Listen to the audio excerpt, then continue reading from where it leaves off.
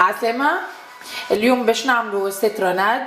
الروسيت موجودة ديجا على الشان يوتيوب نتاعنا، اما باش نعاودو روسيت جديدة.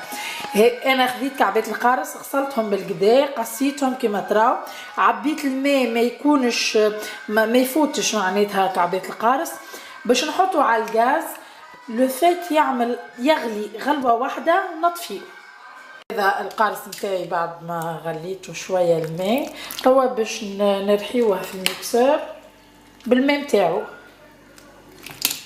توا هذا السيتروناد نتاعي ترحى، وهذا الماء مازال باش نصفيوه بالماء نتاعو. باهي هذايا السيتروناد نتاعي بعد ما رحيته مرتين انا في الميكسور. توا مقعد كان باش نصفيه، بيان سور مازال عندي الماء نتاعو باش نصفيوه بالصفايه هذه.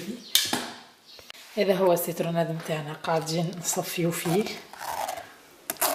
بالماء اللي غليناه فيه، وهذا اللي نحيوه من فوق. هذه هي الريزولتا نتاعنا بعد ما صفيناه. توا مقعد كان باش نحطوه في ساشيات ونحطوه في الفريغو، واذا كان باش تخلطوه بالسكر فاني وبالسكر العادي وبالماء. بسلامة.